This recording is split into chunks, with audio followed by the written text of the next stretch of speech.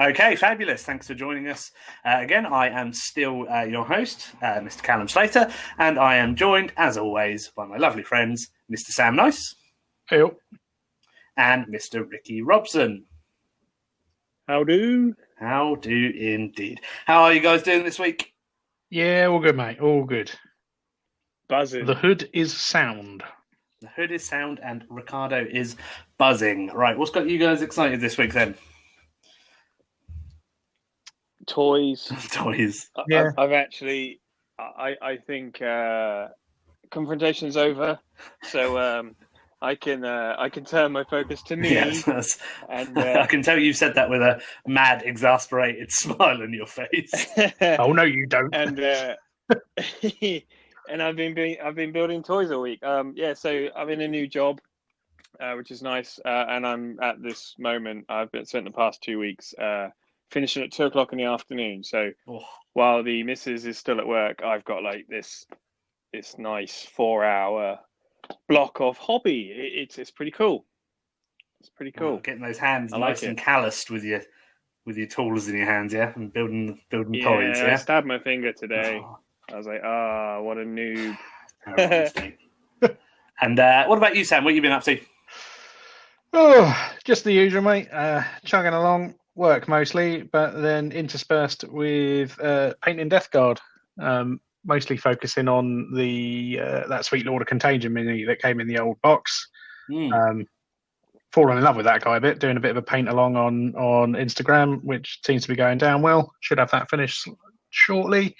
I've also whipped up a Countess Necrosius the Undying because I can't get my hold of the original model anymore. So I've made my own. So that is that the Forge World? Yeah, the Forge World sorcerer who makes Poxwalkers better. So he needs to fit into my shambling zombie horde list. Perfect. Yeah, he's got all the right keywords as well, hasn't he? He does have all the right keywords. And good the extra keyword that there are only 2 models in existence for. There you go. Perfect. Go Forge World. I've not been up to a huge amount this week. You purchased something. Did you show off something that wasn't an Imperial Knight? No, I haven't showed it to anyone. Okay. I don't know what you're talking about. Shut up. No. That is something for the future. I've not been doing a lot, but in the last week was the build up to Confrontation, so I was madly putting together and painting knights and trying to get my head around the book and missions for Confrontation at the weekend. And then I played in Confrontation, had a jolly good time, and got my arse absolutely handed to me, which is it's a nice change, I guess, to get starting off an edition that way. Other than that, makes me feel better about myself. Well, I'm playing 40k on hard mode, and you're playing it on easy mode, so it almost balances us out. Okay, So other than that, I've just been chilling, but it's nice to actually have a fully painted night list to put on the table. It looked wonderful. Thank you. Yeah, I was pretty happy with the 2 weeks worth of painting that went into it. There was more than 2 weeks worth. Not really. Actual time sit down and painting. Oh yeah, okay. Not. So 2 weeks worth spread out over a course of 2 weeks, a little bit longer. Yeah. Oh, I started spraying them when we went to Centre Parks. That was a month ago. I washed them. Has it been that long? Yeah, okay. Yeah, maybe a little more, but good fun. Yeah. So I've got some other bits and pieces for those to flesh out some other lists as we go. Nice. But yes, I definitely haven't started a new army. Definitely not. But we'll wait and see for that because that is something super secret for the future. But in fairness, we know you. Yeah, you were always going to break that promise you made to all our listeners. Did technically start buying it before I said that. So. Okay. Uh-huh. So that counts. You got to get me down in writing. Cool. So what have we seen from GW over the last couple of weeks? We have seen the pre-order for the Space Marine Codex last Saturday, and the Necrons. So let's not leave Necrons out because everyone's super excited about them. No. I'm more excited about the Necrons than the Marines. It'd be nice to see some Necrons.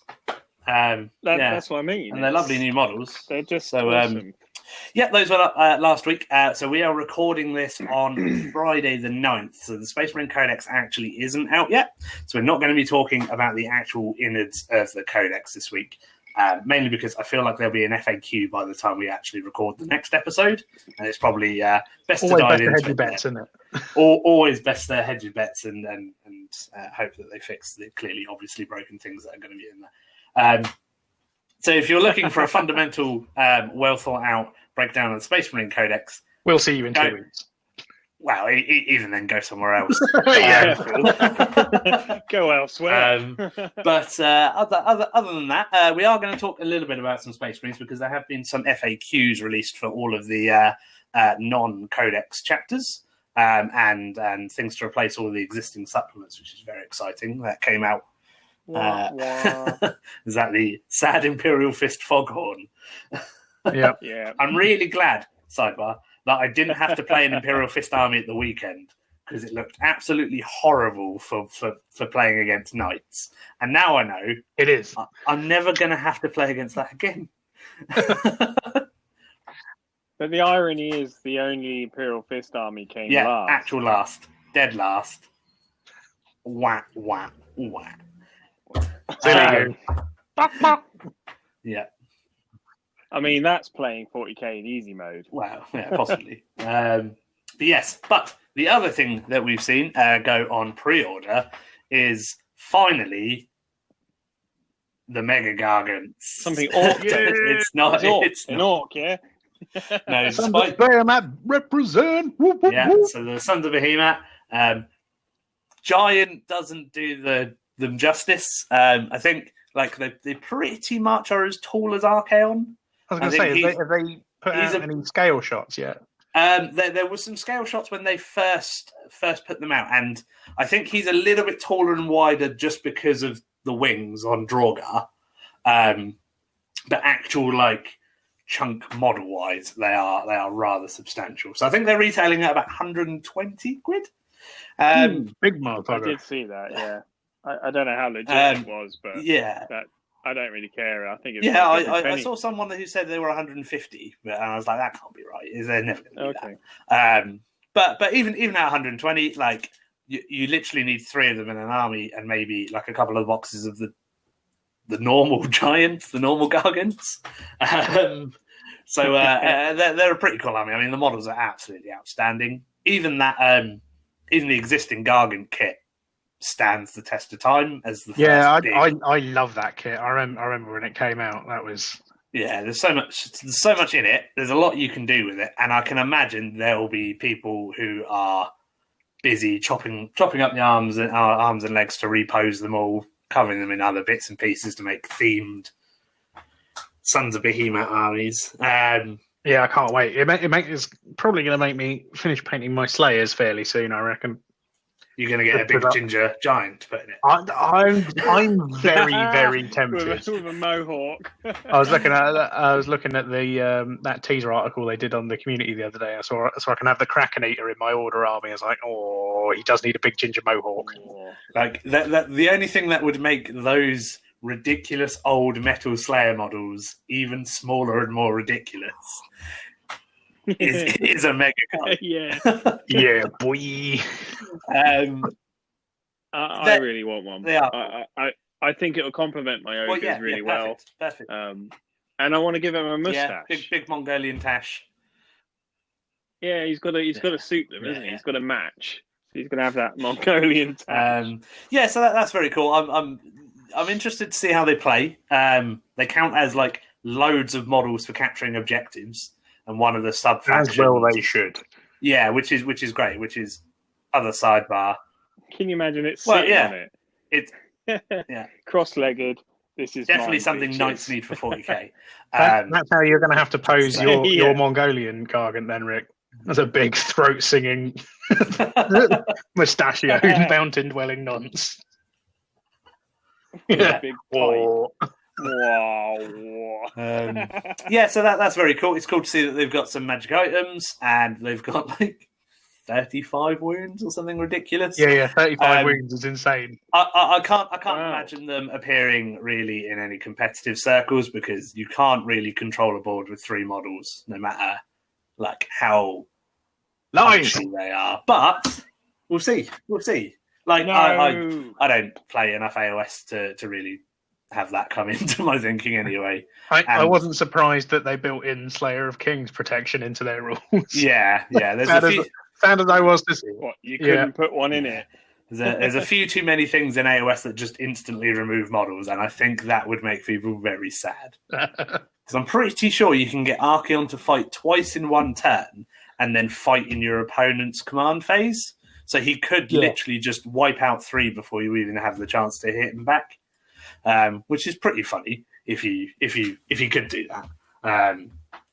But I want to try and duff one up with Gotrek instead. If I can't Slayer of Kings it, batter it the old way. Gonna have a little gingerbread butt. I mean, he would probably love it. Maybe not a turn. That's the ultimate. I don't know. I think I can get him to fight twice in the list that I've got him in. Well, he naturally fights twice, doesn't he?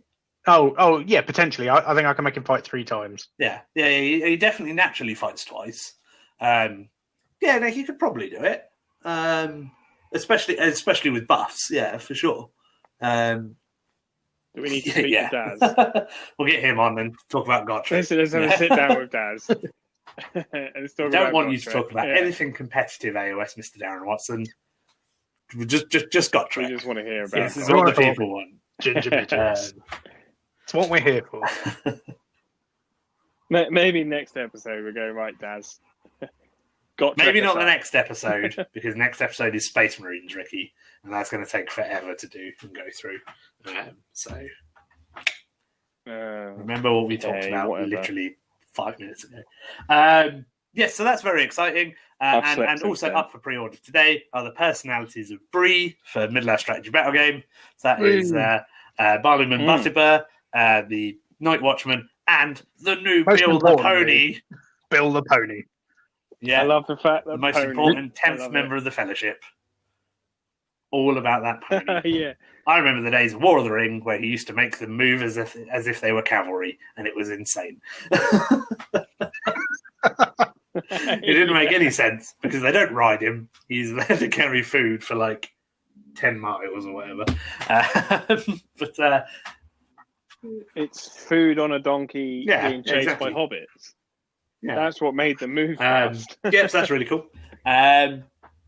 Great. So shall we talk a little bit about these Space Marine FAQs and the weapons changes for a few minutes?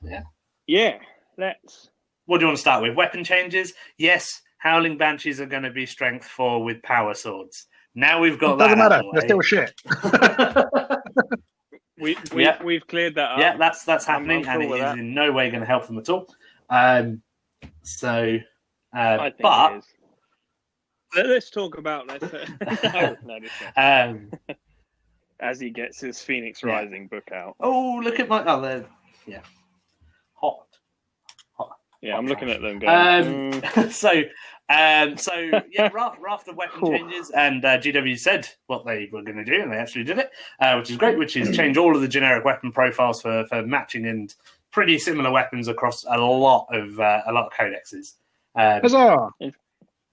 In fact, they did it before the codex. I was. I was not expecting to get new weapon rules like before tomorrow, and also essentially like 7, 8, 9 mini codexes in these FAQs, which was a massive surprise because I thought that you would just carry on using the data sheets from the codexes and supplements, but we'll get on to that in a minute. Any like scattershot big winners do we think from the weapon changes overall? Big winners. Custodes, new storm shields. Absolutely massive. Custodian, that plus one custodian guard units with 1-up armor saves, 3-up invulnerable saves.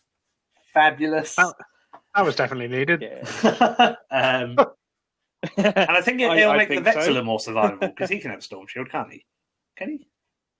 Yeah. So you won't. He can, yeah. He loses a normal you weapon. then have a 1-up save and a 3-up invuln. Yeah, I'm looking at mine going, maybe I need to take that axe off and put 100%. A shield on him. I think Sisters of Battle have come out of it well because everything they use is a flamer, melter, or bolter. So, yeah. So that's exciting. Mortifiers now became like super scary from shooting because they've got 2 heavy bolters each. Well, now they've got two damage heavy bolters each, and then they punch you in combat. Like and Retributor squads essentially firing 6 lots of multi-melters off in your face is gross. So I think they're pretty big winners. Good news for Genestealer Cult fans. Hand flamers are 12 inches. So everybody who has the big unit. They went up to 12 inches. So everybody who's got the big unit of 20 acolytes with hand flamers now doesn't have to spend 2 points to get them in close anymore, which is pretty cool. Still don't think they're overly usable. And I spent a good portion of time this week trying to work out lists because I was inspired by how bad my knights did and thought, I can only go down. But so that's pretty cool. Big power boost for the Drakari that nobody's talking about is that your Archons can have power swords. Not Archons, sorry, your Cyberites in your warrior squads. So they can have 2 2 strength 4. I did see that. It's an interesting one for Harlequins, I thought, because it basically made no difference to them. Like they gain the ability, but they already have the same weapon in the Embrace. But what it does mean is, at least you only get 2 embraces in the box. There you go. And you get tons of swords. So, onto a winner there, really. If you're that's a very good point. It means people don't necessarily have to scavenge around for all of the popular weapons or get them 3D printed. It took me months to get weapons. That's because nobody was playing Harlequin. Warhammer Portsmouth helping me out. Yeah. Now you can't get them because everyone has them and wants them for themselves. Luckily I've got lots. Yes, that's really cool. So let's talk about the data sheets and supplements and codexes then. So for people who haven't checked them out yet because you're either don't care because specimens suck or you're just not up to date.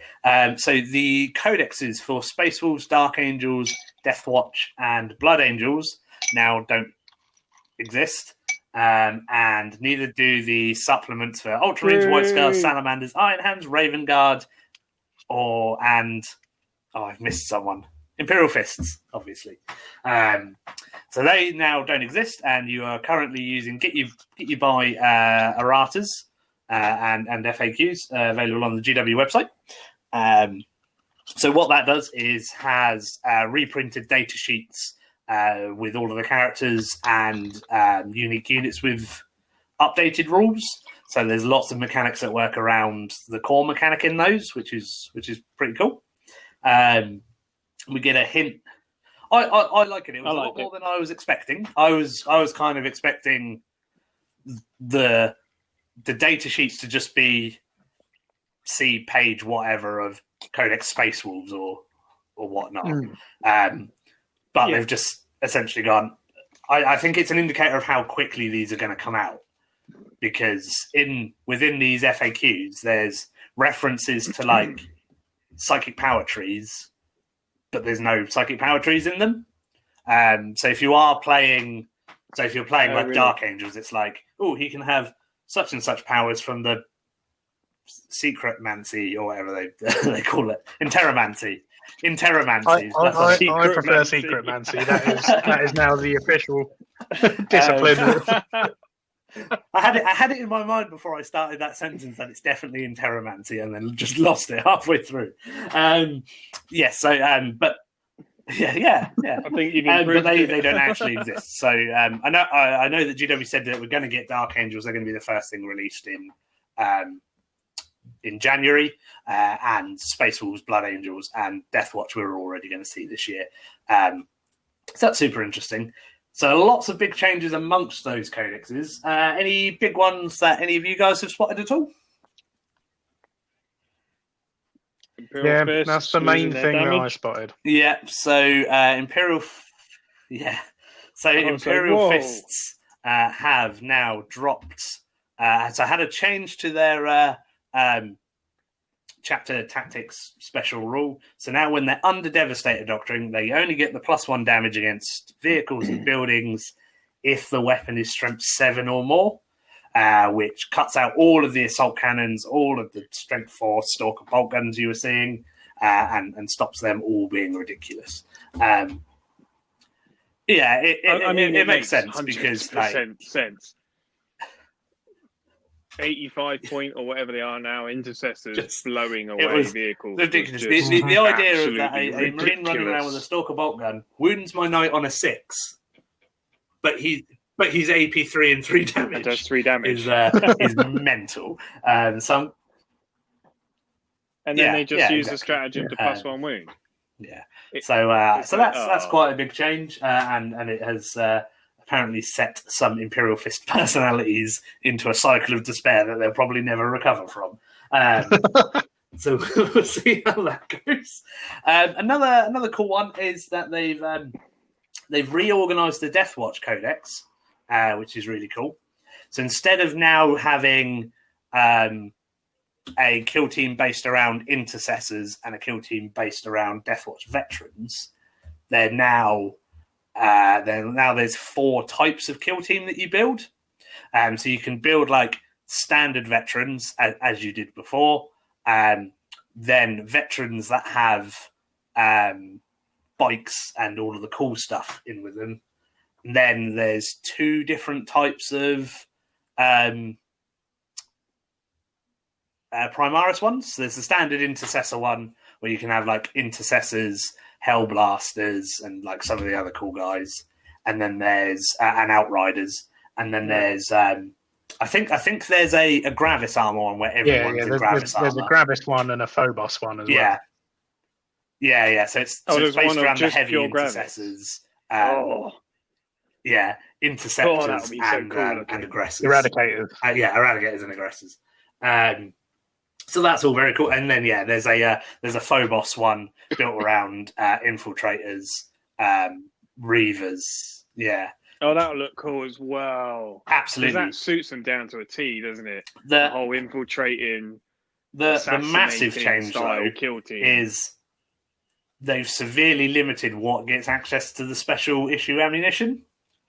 So now it's literally like actual bolt guns and bolt pistols. OG bolt guns. As in original bolt guns. Not just anything with the bolt word that is now infinitely better because you can just wound on 2s or whatever. Could it possibly be the impending arrival of those heavy intercessors? Do you think that maybe change that? Yeah, because those things with access to special ammo. Yeah, Oh, 100%. Yeah, they didn't need like 3 strength 5 AP 2 shots each or wounding on 3s or whatever. But they've also changed they've also changed a couple of the special ammos around. So now the one that wounded on 2s gets +1 to wound, and now they work with the combat doctrines as well, so they can get the buff to AP. I saw someone talking about these new kill teams as a good way to sneak in larger units of the Outriders. Yeah, Outriders and Eradicators. Yeah, so and the Eliminators. Yeah, so you can currently get like 5 extra guys. So you buy like a basic kill team, and then you can you buy 5 intercessors, and then you can bolt on up to 5 other models from like a list of specialists, and then that lets you then combat squad later in the game, to then just have a unit of 5 Outriders, or 3 units of 5 Outriders, or because they're troops, 6 units of 5 Outriders, because that's And then your normal units of Outriders? Yeah. And they've actually put in a data sheet for Cassius's kill team as well. And and Cassius himself and the librarian, I can't remember his name, are special independent. Yeah, Jeff Hef. Are special independent characters, which is quite cool. They don't do anything special in the FAQ. They're just named, but hopefully they'll get rules. I mean, they're one of the coolest chapters. Aren't they really are. They've never had a good time either. They always, as soon as they get something. Yeah, but I do think like 60 Marines in an army, all armed with storm bolters and storm shields, was probably a bit much when they were running around firing 4 shots each, wounding on 2s. Yeah, but all these specialist chapters, like they're supposed to be like this, aren't they? You shouldn't have the Imperial Fist being better than them, or the Blades being better than them. They should be the best. I agree with you. I think them and the Grey Knights, the real special chapters, should be Codex Movie Marines.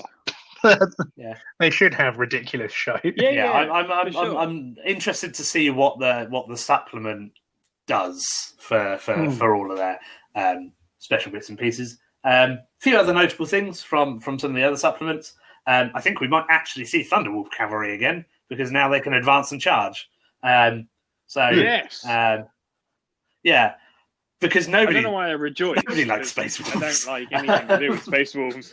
But I'm sure for the few people that do like Space Wolves, that's a sad bonus. Sad. So that was quite cool. I can't really think of anything else notable. Probably missed something. Yeah. I might have lost the care or the will to. I think that's the notable stuff. We've probably missed something vitally important, like we did in our rundown of top tier armies last week, and we totally forgot about Adeptus Mechanicus. Yeah, I was right. I said Titanicus whirring in the back of my head. So yeah, we totally missed those. And for anybody reviewing that, they're definitely tier 1. Top. Yeah. I mean, before that, as soon as we finished, I was like, Mechanicus. I mean, last episode was a little bit. There was a lot. Yeah, we had a lot on. Fabulous. So, anything else before we wrap off? Introduce our super special guest and move on to the next segment. From you guys. Oh, we've totally buzzed over this week, haven't we? We did last time as well, and I was very disappointed. You were hanging out your ass. Oh yes, you still had whatever you had. I found another bottle of Havana 7.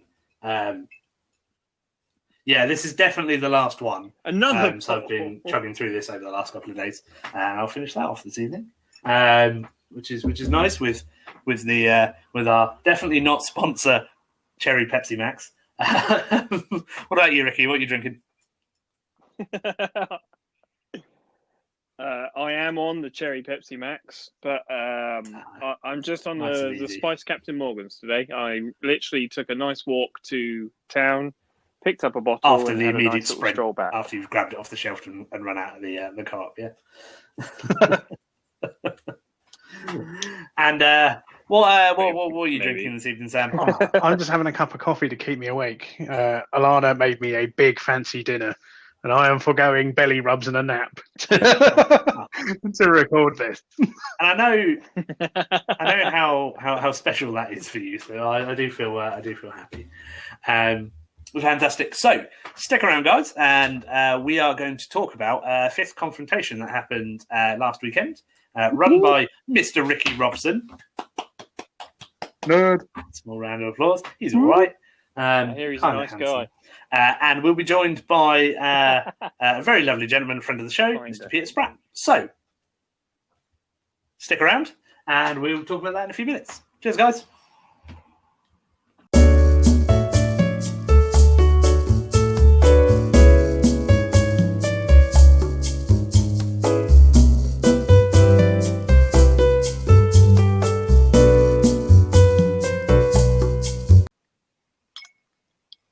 Okay, thanks for sticking with us, and welcome back to the main segment. I am still Callum. I'm still joined by Sam and Ricky. Hey.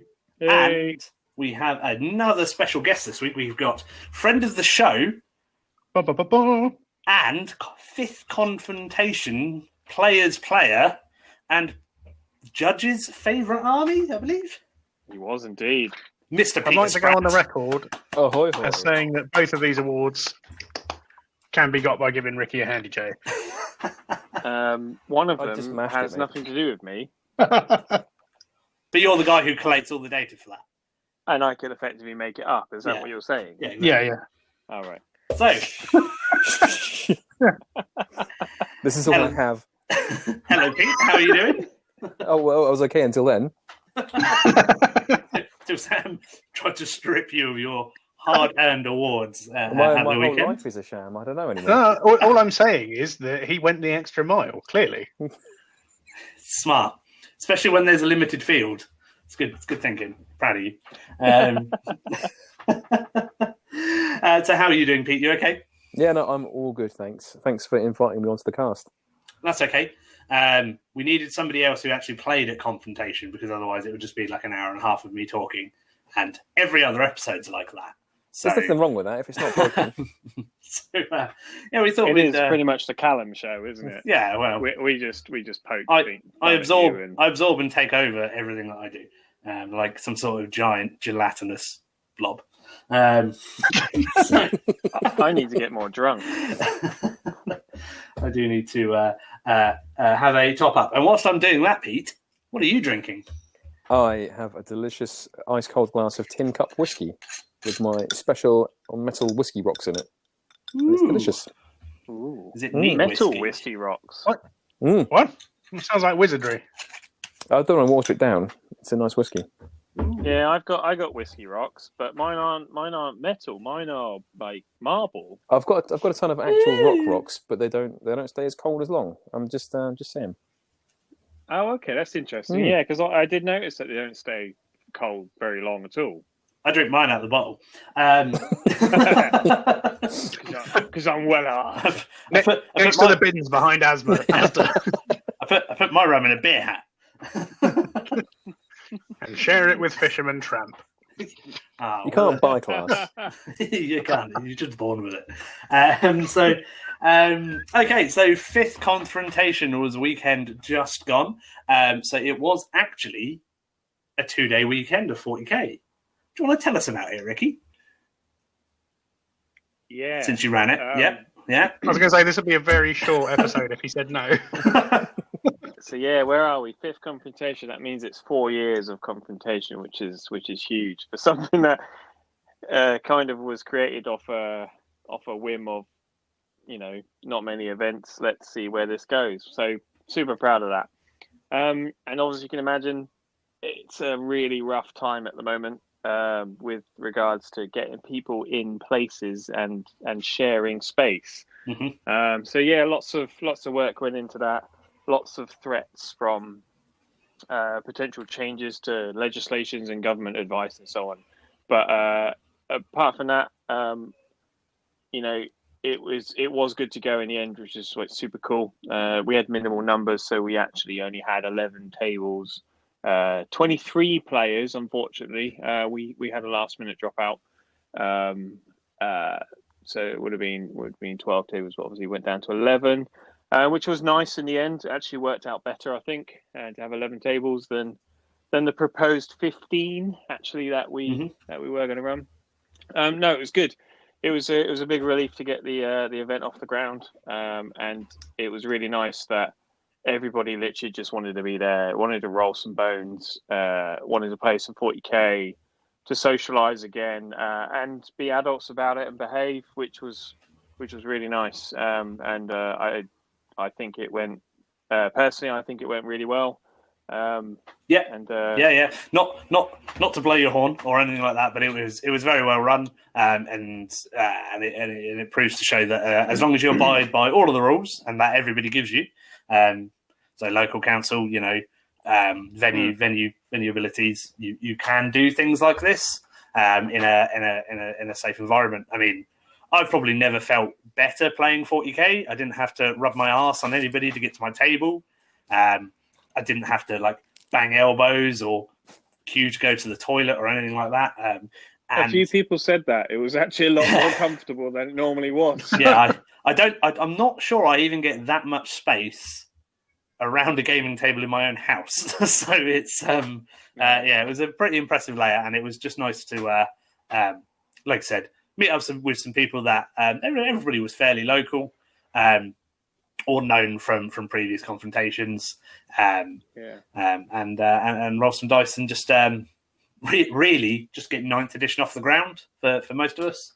100%. That was. I mean, it's all very new to all of us, I think, wasn't it? It'll be the first event in the area, wasn't it? That for 9th edition.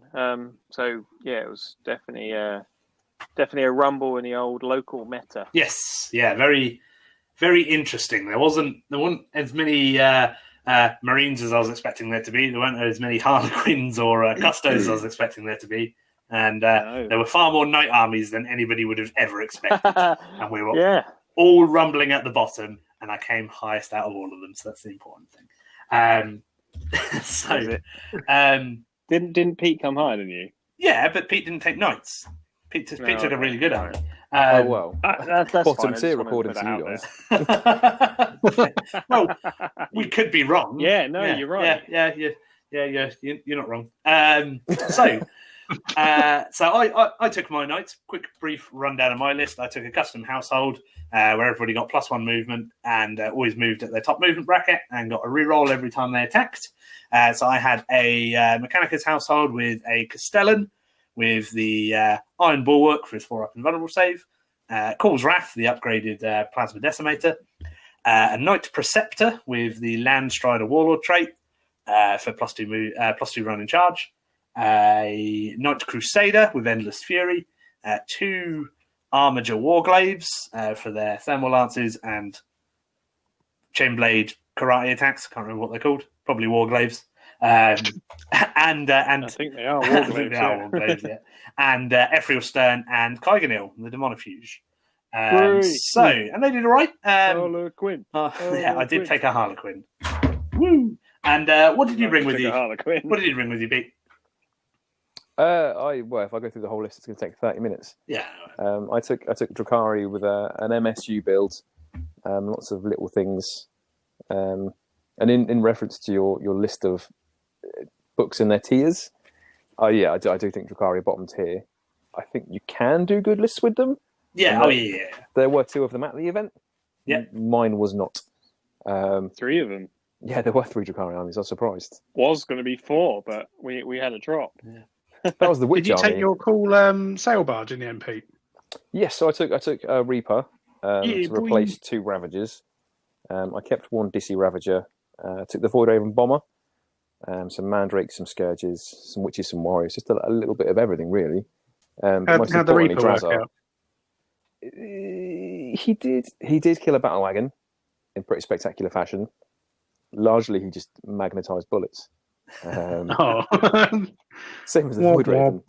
The Void Raven had one absolutely incredible game against the Custodes, and every other game got shot down turn 1. So, well, at least when you want it to work, it works. Yeah, and that's when you know people are jealous of your toys. If you want to be able to kill a Custodian, it's going to have to be with that fucker, isn't it? Yeah, it survived the whole game despite the sickening amount of shots being put into it. It's what they get for only running around with bolters, though. Well, yeah. They were trying to pistol it out the sky at one point. Do they have pistols? The sword ones do, don't they? They've got pistol swords. Yeah. Oh, yeah, because Mark, who was running this Custodians, he ran the sword and board boys, didn't he? Running around with swords and guns in their swords like 17th century gentlemen, which is fabulous. As it should be. So Mr. Pete's lovely Drukhari army also won Judge's Choice for Best Army. So did you want to go through why you picked Pete, Ricky? Don't tell him the truth. Sorry. Yeah. Didn't neglect the balls. I just said I bought a bunch of new Custodians. No. Do you know what? It was immensely tough. So I had it was really down to about 3 armies that were in it. Paulie's Drukari as well, Mr. Alan Frank's wonderful Chaos Knight / Chaos Marine list, and obviously yourself, Pete. And I think Judge's Choice is a super difficult one because the player's choice is very much like it's always the most striking, the one that always catches the eye of everybody, and you know, and often down to popularity of not necessarily like all his mates around him, but how much it's portrayed across the internet or this, that, the other. So Judge's Choice kind of eliminates all of that popularity, and what I look for is really down to technical skill rather than something that that draws me straight to it. So I'm looking for that detail, that clean highlight, that clean shade, those small little details around for things like Drukari, Eldari, and stuff like that, the gems and small pieces of iconography. You know, anything like that really makes an army stand out technically with you know, through skill and so on. And yours really did, Pete. It really did stand out with regards to the amount of time, effort, and detail that you have put into it. It was clean. It was effortless. It almost looked effortless. It was stunning. So I applaud you, pal. Yes, yeah, a little round of applause for Mr. Pete for his for his first best army win, I think. I'm blushing terribly. Yeah, I've had one nomination in the past. Yes. It definitely wasn't effortless, but it's. I think. It's whether you can make it look effortless, and I think Eldari are a head start. You're not me, but you're good. It's one day, Ricky. It's so clean. I love your army, Pete. Thanks, Sam. It's all right. I mean, like everything, it could always be improved, but that will just come with leaving my family time, and you'll improve in yourself. Like it was awesome. Well done. Fabulous. Yes, lovely stuff. So Pete entered with his sort of mixed Drukari army. Bit of everything that's not Homunculus Coven, I think, is the right sort of thing. Not the good things, yeah. So not necessarily the good things, but we'll find out how well Pete did. So game 1, can't remember what mission it was. I forgot to write that down. But I played. Actually, we'll go through the top lists last. We'll go through our games first. I can get the mission if you want the mission. I don't think it really matters. I mean, you can get it. Sure? Yeah, why not? What was it? It took me a few seconds. Bear with us. Sam, where's the whole music? There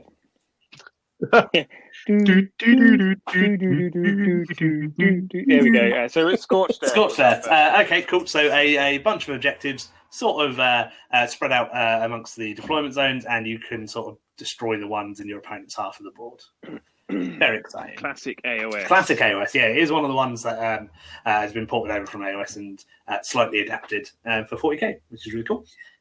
And chapter approved last year as well, wasn't it? Yes, it was. They brought it over. Yep, so it's a very cool mission. Lots of cool interactions. So I played Mr. Joe Malem round 1, who did very well in the event. He's a more than a local personality. Probably plays a lot of his events in the southern half of the UK. I think. Yeah, I think he's won Confrontation and 1 or 2 of the doubles events before. He unfortunately wrapped up all of last year. He won the singles, he won the doubles, and he was part of the team event as well. So yeah, he did actually clean up last year. So this was a we'll go through his list a bit later, but it was a mixed Drukari army with some custom homunculus covens for dark technomancers primarily. And it was a really interesting way that he's approached the army. So he had a couple of Reapers. You'll notice those in pretty much every Drukari army going forward because they're very good for their points. They're just a better Ravager, really. So being able to get +1 to wound and +1 damage on your big guns is really good. So he had a pair of those. And then the bulk of his army was small units of racks with 2 liquefier guns in Venoms.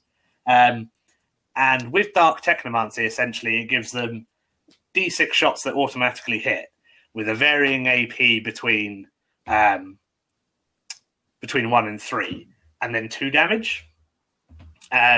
So lots of little squads like that flying around in Venoms, which themselves fire at +1 to wound and +1 damage with their splinter cannons, can actually cause like quite a chunk of damage. And then he had a couple of units of bikes, essentially just to fly around the board and capture objectives, capture table quarters, etc. A unit of grotesques in a raider, which are kitted out exactly the same like the racks, that each one of them had a liquefier gun. And he had a couple of homunculi, and I was about to say plural. they don't use English. They're Drukhari. What is the collective noun? I think it's homunculi, isn't it? Yeah. I'd go with that. And the avatar you need as well. The Iniad. The Incarn. Whatever it is. So it's a very, very well thought out army. It's very cool. We'll go through it a bit later. I got to go first against it, and in my mind, sort of quick maths, 2d6 shots from the 2d6 shots from the Reapers at a night. So you're looking average 7 or 8 shots, hitting on 3s with no rerolls, like maybe 5 hits, wounding on 3s, 3 or 4 wounds. You stop 2 or 3 of those with 4+ invulnerable saves, 2d6 plus 2 damage. You don't kill a knight. So turn 1, I tried to get rid of all of his Venoms and bikes. I think I left like 1 or 2 bikes left in one of the squads, wiped the other, killed 3 Venoms, and like 1, maybe 2 of the squads inside. So it's quite a brutal first turn. I killed far more than I was expecting to. Obviously, where there were so many Drukhari vehicles, I took Bring It Down. So lots of points available there. I took Grind Them Down, so I wanted to kill more units than I had killed, which makes sense because I'm knights. And I went for Engage on all fronts because I was hoping to get on the front foot really early and just sort of, if I could batter through that front line and then take over the board, I can score those points fairly easily, and then I can drop Ephriel Stern and Kai Ganil into table quarters as well for that. So my first turn went really well, and then Joe's first turn also went really well. And so between the 2 Reapers, I think there were 7 wounding hits on my Castellan, and out of those 7 wounding hits, I passed 2 4+ invulnerable saves, including 1 reroll. So what I was expecting was 2d6. Around 2d6 plus 2 damage, but I got 5d6 plus 5, and it died. Sound the sad war. Yeah, so I was immediately uphill, and we had a little chat after the first turn, and he was like, "Why didn't you go for the Reapers?" And I was like, "Well, they shouldn't have killed it." And we were like, "That makes sense." So I was playing on the back foot against them. I'm surprised. Essentially, I was just like, it shouldn't be that much, and he was like, "Yeah, that makes sense." But I don't. You weren't wrong. It shouldn't have killed it. Because then what proceeded to happen was just everything in the game died. Like there were Venoms and units dying all over the place, and then essentially like every turn I lost a knight and an armiger. The Avatar killed 1 Warglaive. I almost made a terrible mistake on an opportunity to kill the Avatar because I split up my shots, and because he had a wound left to fire like some melter guns and some heavy flamer or whatever at it. But I shot some other guns from my Crusader first at a lone biker who was left on a wound. No. If I'd killed it, he would have teleported over there out of range. I'm not sure how the actual activation would have worked, but it doesn't matter because I failed to kill that 1 biker on 1 wound with like a rocket pod and 2 heavy stubbers, and then the Avatar died. So it was okay. But it was a good game. But I was behind from the offset because then the Reapers between them just killed essentially a knight a turn. But it was a very enjoyable game. I lost 85-41. The game sort of swung turn 2 really out of my reach. But a couple of rolls here and there, and the game would have just been upended on its head. So it was a really enjoyable game. Not sure how it would have gone if I'd killed those Reapers first, because he would have just had dominant board control. There was lots of line of sight blocking, lots of smaller line of sight blockings, which is perfect for Venoms and 5-man units. So I'm not sure I would have been able to chase everything down anyway. But it was a really enjoyable game, really good way to get off, get the weekend off to a good start. And it was a really interesting Drakari army to play against, because it was something I've not played against before, and he leveraged his special rules really well. So that was a loss for me to start with. How did you get on, Pete? I actually played one of the 2 orc armies, because Ricky's obviously been bribed at this point. And I won 72-55. Nice. Yeah. It comes up that I keep getting bribes quite often. That's what shit like this always happens, Ricky. Ricky. Yeah. Because you hide in plain sight. What do you guys fucking take me for? A nice expensive bribe chair you're sitting in. Yeah. How do you think I pay for this shit? So it was a good game actually. It was surprisingly close. He had a lot of the orc guns, somewhat ramshackle balsa wood constructions. I did. Oh, did you play Richard? But I just threw my MSUs around the board and stopped him from holding the primaries and took them myself. So I scored maximum points on those, and then I gave him 5. Which is a massive difference in ninth ed. Drakari did what Drakari do I best. lost well over half my army. I didn't actually kill that much of his. I ignored his battle wagon and his tough things. And my army just died where I wanted it to die. And I beat my points. I obviously took quarters. I took scramblers and bring them down just because of the number of guns he had. Yeah. And I just played to those. Yeah, nice. Absolute high point was Drazar. He charged I think it was the last of my bikes with his big unit knobs. Quite smugly took them off. Drazar charged back in, and his first round of attacks killed all 6 knobs. Didn't even use his second set of attacks. So wow, the shock on his face was worth it. Oh, that's when you know. That's when you know Drazar's sad and/or angry when he kills a unit on the first go. Yeah. Doesn't need to swing the other sword.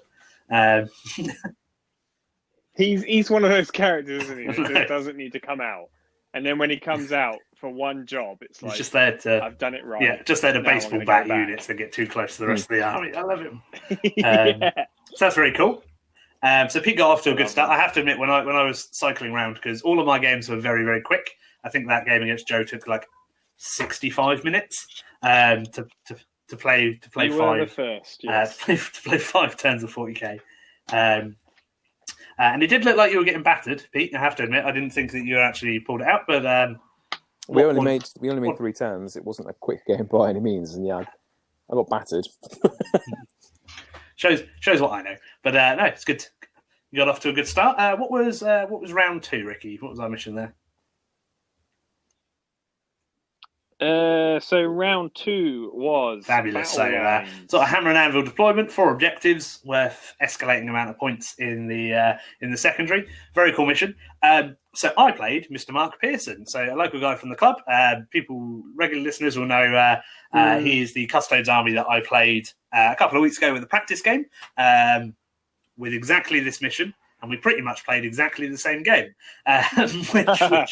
which went down to a couple of Custodes not dying when they really should have died, and it just meant the game was out of my reach. I did. Custodes not dying when they should have died seems to be an ongoing thing. A couple of highlights, like there wasn't really one dominant piece of line of sight blocking terrain like there was in our previous game. So Mark had to go first to try and hide as much of his army as possible and advance up the table.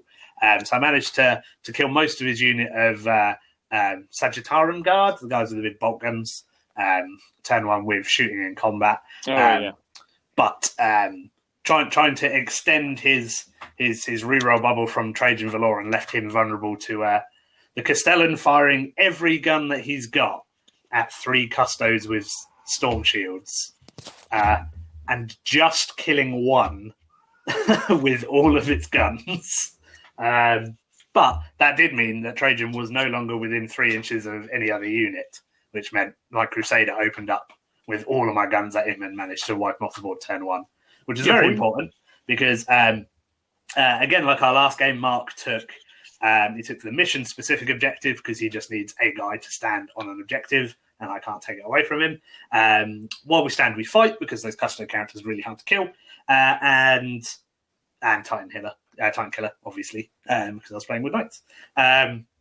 So I took Line Breaker because there was a nice little bit of line of sight blocking terrain. I could just drop Stern and Kaiganil into the back of the board.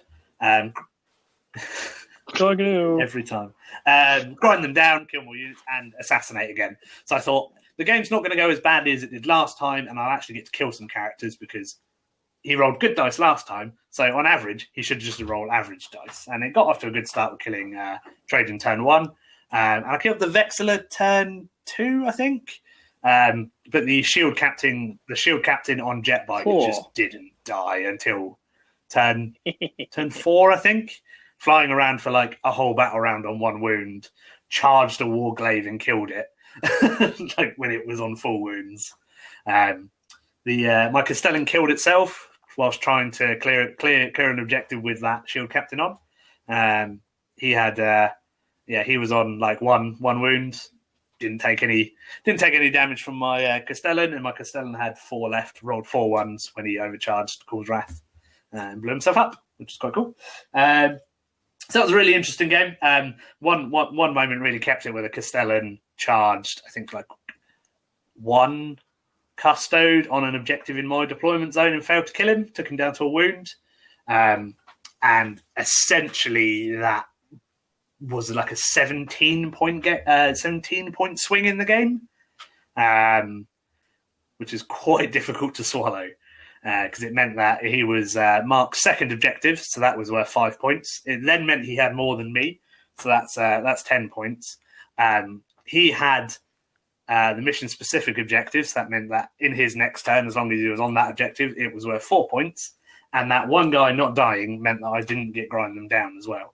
So it really adds up when you can't achieve those secondaries, which was part of the problems I've discussed before with the Knights, is that once you get behind in things that you should have killed, you're already playing a losing game. But it was thoroughly enjoyable. Mark's always good fun to play against, and that was good fun. But it was another loss. So how did you get on, Pete? Round 2. Those weren't necessarily the words you used today. No, effing custodes and their effing invulnerable saves, I think, was repeated quite a lot. But more bitter than my whiskey. Yeah. See, my game C wasn't a strong game. I normally don't win anything until the Sunday. That's my whole game plan. So I was dizzy from the Heights game 2, and I played Tom. Mr. Tom Suter. Yes, Tom Suter from our local group. Oh, we like lovely Tom. Tom is so lovely, which made the game a bit easy to swallow.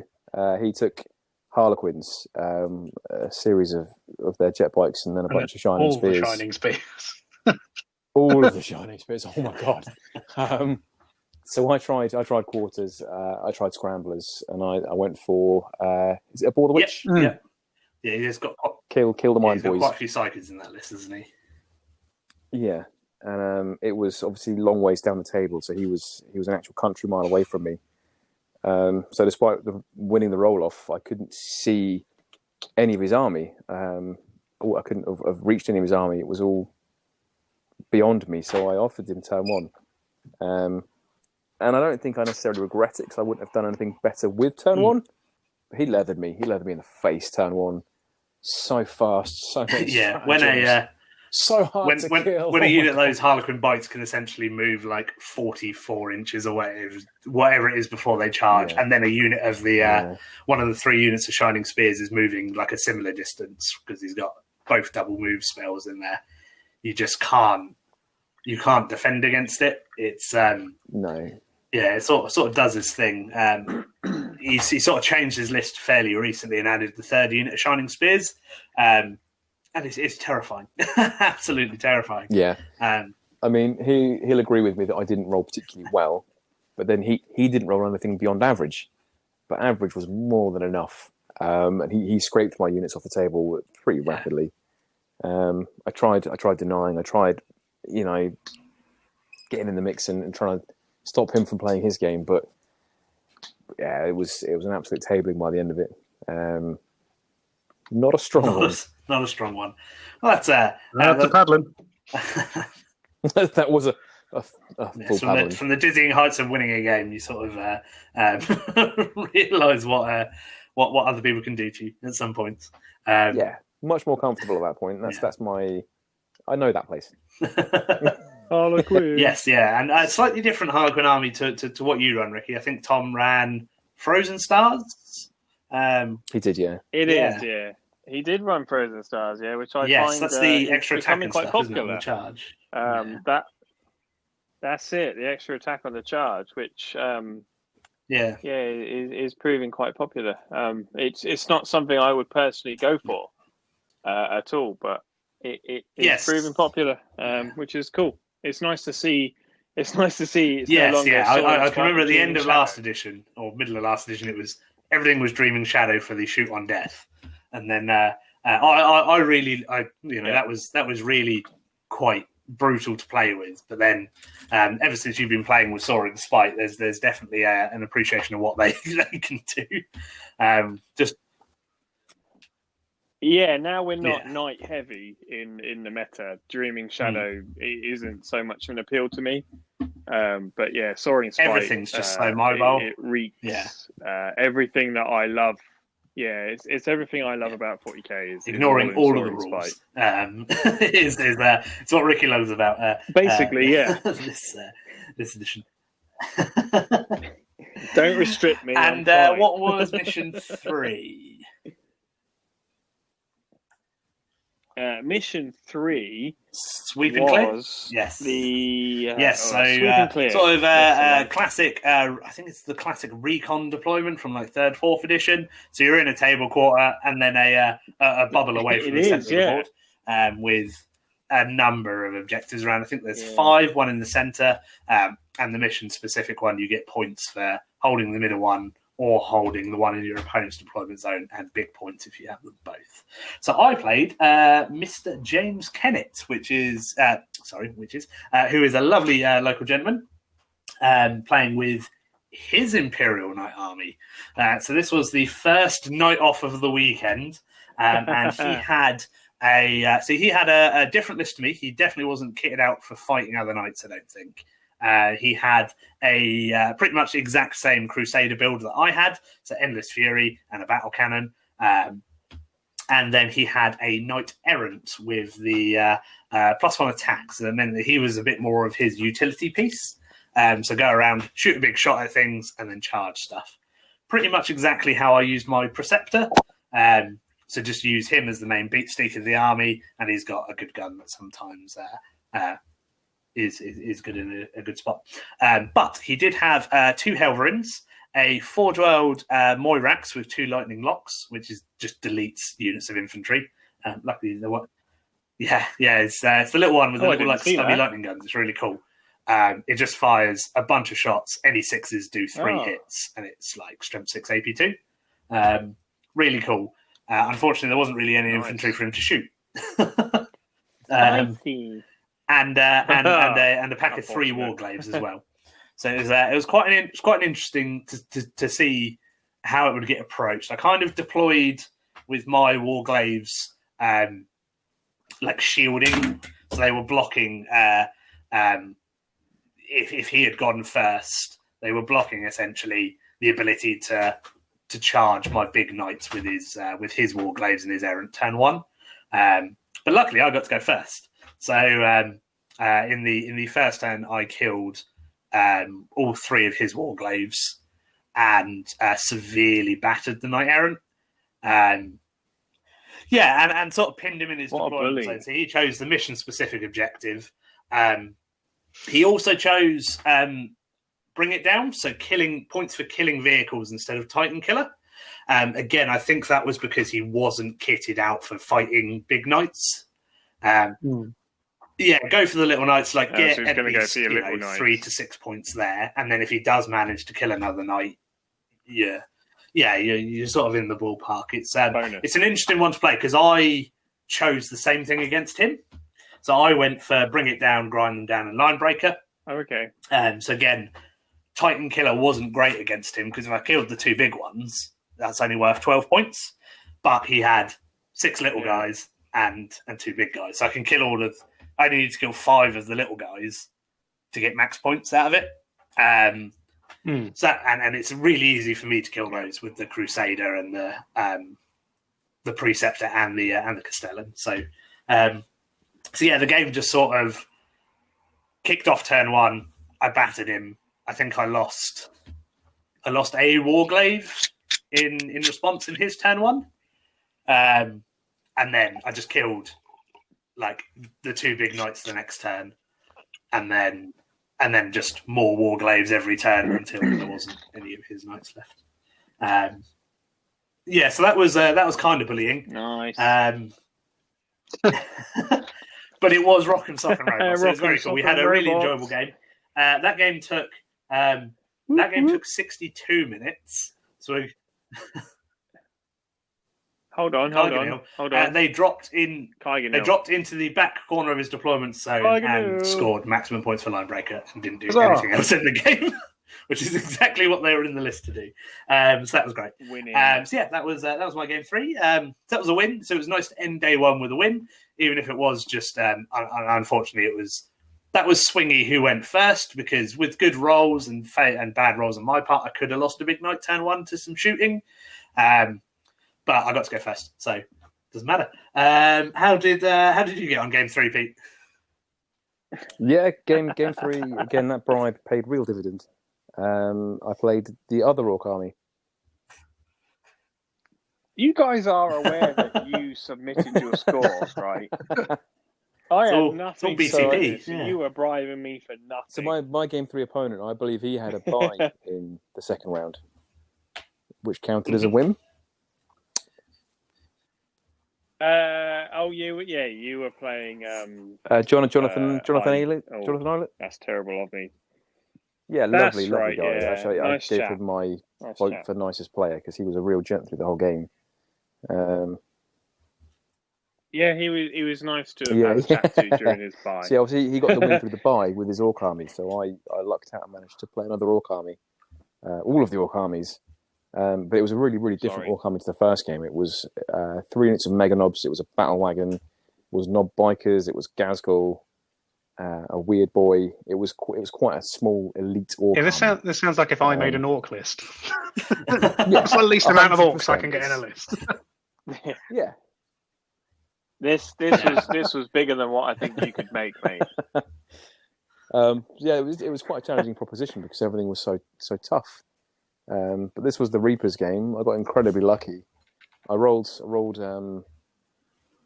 3 shots through the arm of the battle wagon, rolled for damage, re-rolled one of the dice, and then in my fatigued state, I added it up wrong, and I went, "Oh no, your battle wagon's alive on a wound," and he went, "No, you've killed it exactly." And I'm sorry. That's the best if way he to hadn't kill told something. me- Oh, what a gentleman! Exactly. I would have What a left that down a gentleman. wound. I was totally oblivious. He could have so been like, Yeah. "Yeah, you're right. Yeah, I'll put a wound left on this battle wagon." Yeah, as he it was sits fantastic, there. bless him. But yeah, I What a just, again, was gentleman. using the witches and the scoring units just to get onto objectives, take them away from his vehicles and his units. As soon as his Mega Nobs were out on the table, they got hammered. I was running Drazar and a Blender Archon with the Jim Blade and Hatred Eternal. And when those two got into combat against his 2 units of Mega Nobs in the middle, they just vanished. Oof. That's how Archon should be. That's how I run my combo. Warlord since the Drakari Codex was released Yeah. in 8th edition, and it's so much fun.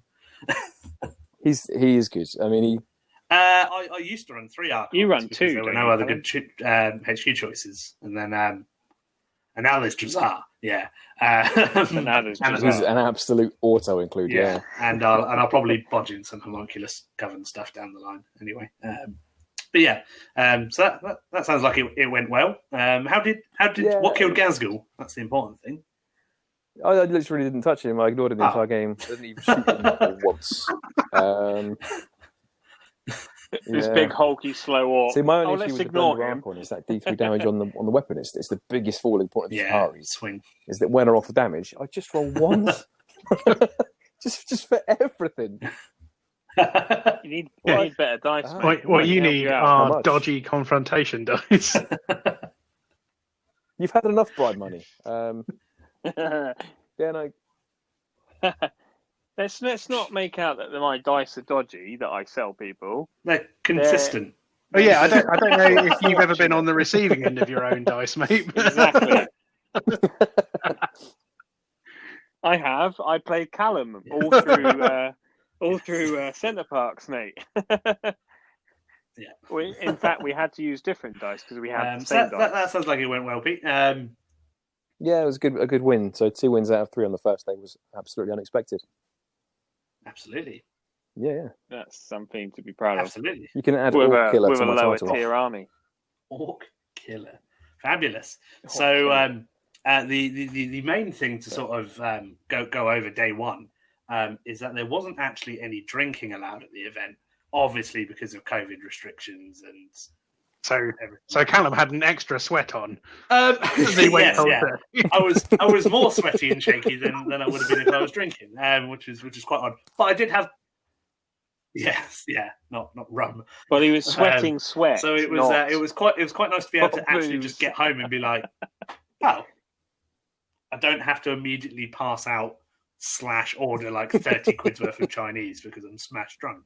So it was nice to be able to remember like all of the details and all of my games. So that was great.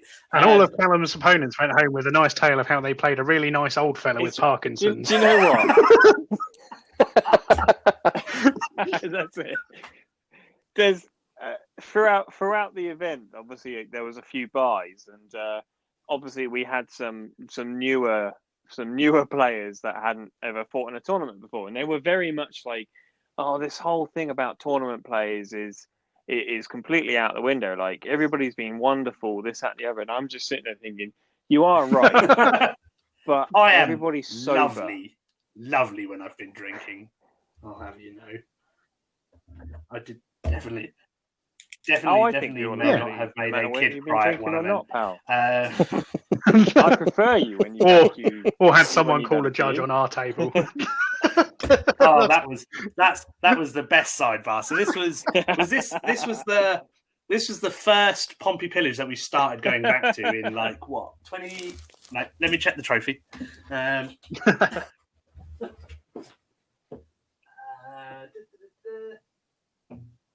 It's a lot of dust on it, yeah. Oh yeah, I'm back. 2014. I can't read it. It's like an ancient tome. 2014. 2014. How cute. Yeah. Well, no. How far back? I'd been to them previously. These are the first ones that we all started to go back to. 2002. But yes, this is the first one we all started going back to as a group. When we started getting tournament 40k back under our belts, and it's when Ricky re-emerged into our lives, which was we're like, oh, it's Ricky. It's where we can still I turned back up. But yes, so Sam and I were playing. I think it was game 3. I think it was game 3 on the first day, wasn't it? And I had my Tau, and Sam had his like probably some sort of. You had Grey Knights. I think it was a wacky Grey Knight list. And like obviously Sam and I had been drinking all day, and Sam and I are very good friends. So there were lots of C words and F words and harsher C words. Basically, the entire game came down to like for like 5 turns in a row. If I made this charge, I was in a position to take the game, and I failed it by at least an inch every single turn, and Callum just jumped away and shot me. I had to scrape off a few more Grey Knights, and 5 turns of that we were just getting progressively more and more rowdy. To the point where somebody who was playing next to us was very concerned that we were shouting and swearing at each other, and Steve Ball, the tournament organizer, had to come over and in a panic, "Are you okay, guys? What's going on?" We're like, "Oh, it's those two." Like, "Oh, hi, Steve. What's happened?" Well, he keeps I can't fucking. He keeps overwatching, and I can't fucking get in combat with him. It's like, oh, yeah, this is fine, Steve. Go away.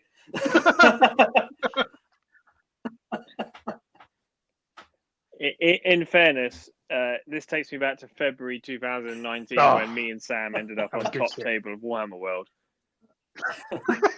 And we were fairly shouty at each other. And the judges came past. Just they didn't interfere. They didn't ask. They could tell there was love in those C-bombs. Watching. Yeah. It's very strange. Because, do you think that's what that was? I've got a photo of you and me, pal. Never again. Pointing at table one, going. It's very strange because never again. There seems to be like this conception that the 40k tournament community doesn't seem to drink, and I don't know if that's just the case of the actual good players, because AOS tournaments are just piss ups from what I can see. Yeah. And then there's some very high skill players playing at the top end of that as well. But I'm pretty sure I average it out, and between us we do really well to make sure that essentially there's enough booze in the to kill. Like we do very well when we go. So yeah, so it was just a so it was a nice experience to play a tournament sober. But I did notice that my legs were hurting a lot more than they would normally. Yeah, the old backaches more. Yeah, but is it that they're hurting more normally, or that you're just sober enough to feel it? Well, no, it's that. Yeah, exactly. Exactly. I haven't made a giant like pot of rum and coke and are just drinking from it all day. What was that event in Derby we went to? Blood and Glory. Was it Blood and Glory? And I had that coffee cup full of Maker's Mark whiskey. Yeah, because they were charging. They were charging a £5 for a can of dark fruit Strongbow. We were like, no. Was that the one you guys went to where you inadvertently shot your indie band album cover? No, that was the first 40k GT of 8th edition. Yeah, that was in Nottingham. Yeah, Blood and Glory was when we took that picture of Paul having that like KFC hand. Yes, because he delivered it, didn't he? Yeah. But by the end of the weekend, like my fingertips turned yellow from my insides failing. I wasn't sure if I was going to wake up Monday morning. We kidneys are done. No, it was great because we would stop by McDonald's on the way, and I would get like an iced like caramel coffee or whatever, and then just drink. Yes, millionaire. That's what it was, and drink most of that because you're a sugary slut. And then just filling it up. I'm not gay. Once you've drunk all of the coffee out of it with Disaronno, and then carrying that into the hall. That was a great way to start 3 days worth of date. 3 days worth of game. People kept trying to tidy my coffee cup away, and I was like, "No, I'm still drinking that." It's 3 PM, mate. I know. Was it the last Warhammer World? I was on a budget and I couldn't afford the alcohol, so I took multiple cool bottles worth of rum and coke. Honest. And I'm just sitting there going, "It's just water."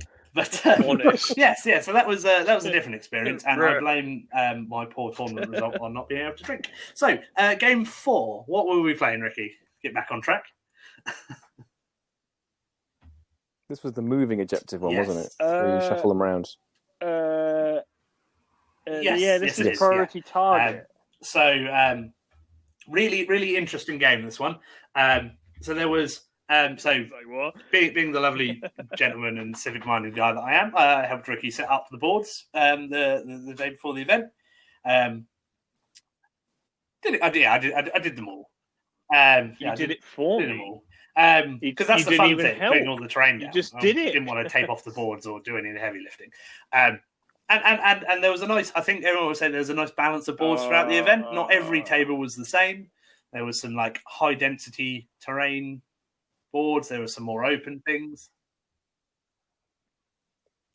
I think the new size of board really helps with running an event for sure. It's almost like every 2 boards is a third board's worth of terrain that you used to have on a 6x4. So it works much nicer from a tournament organizer's point of view for sure, and from a player's point of view, we're able to give a much better playing. There was one table out of all of them, and I was like, "Oh, this is a bit different, and it's not very good for knights." So I hope I don't I hope I don't. This is the green table that I had there. So lots of bastions, some woods, like crates, some big like rock formations and stuff. And there was, if you sort of played Hammer and Anvil, there was sort of like two big channels running up the board. And if you were playing against knights, you could sort of stuff those and they wouldn't be able to get into your half of the board. So I ended up playing against that one, against a Raven Guard army, which is lovely local guy called Jack, who I've played before. And our game pretty much... Did he stuff those channels? he did, yeah. He essentially just shoved 2 Invicta Warsuits into them, and turn 1 sort of pinned me into my deployment zone. And the game sort of just went pretty much exactly how our practice game went, which was I didn't kill enough of the stuff that I was supposed to kill, and then the Eradicator showed up with +1/+2. He did. To be fair, he made a bunch of like movement and positions, which just meant I just couldn't kill this. Like I couldn't kill everything on the objectives. He had loads of like little characters and little like sergeants that were left hidden out of line of sight. Checked all my fire arcs and everything, and it was great. There were some instances where the Castellan really failed at his job. I think I got 12 shots with Call's Wrath, which for the uninitiated is strength 9, AP 4, 3 damage. And I shot it at a unit of 3 Eradicators and killed 1 with 12 shots, hitting on 3s. Oh dear. Killing on 3s. I should have rolled better, but it was a thoroughly enjoyable game. And that game was also over super duper quickly. So that was really good. Ephriel Stern and Kaiganil were really important in that mission because I chose priority target as one of my secondaries, which is essentially you pick an objective each at the start of the game in your half of the board, and you get 3 points for holding it at the end of your turn. And if you hold your opponent's, you get a bunch of points as well. So the hope was that I could kill as much of his like aggressive stuff and leave his backboard open for them to drop in, do their weird faux smite thing and pick on units. And they did it turn 2. They didn't kill anything with the smite, and then they charged in, and then between them they killed a Marine. And then that meant that 4 Marines with +1 to hit and wound against them because their characters just turned around and punched Kaiganil to death because he's the easy one to kill. Sad Kaiganil. She eventually cleared the objective of Marines and let me score it for a turn, so that was quite cool. But that game was beyond me, and Eradicators that get +1 to hit and wound against Knights because their characters is pretty gross. So that was good fun. So that was a good playing experience. How did you get on game 4, Pete? So I was dreading game 4 because I had the Custodes of Mark that you'd already played. Obviously lost that close game too. I didn't. You were a right whingy bitch. You and your tier 1 armies. I don't know. They're a pain in the ass to get. We 2 up saves when you're firing sprint cannons at them, and then 4/3 up invulnerable saves when you're firing good guns at them is gross. Yeah. And I didn't have a huge number of good guns. It was quite just a fast, balanced army I tried to make. I didn't have a lot of the good stuff. I didn't have 3 Disintegrate Ravagers, Luckily, Mark must have had some kind of sheeny curse put on his dice. Good. Was that what that was?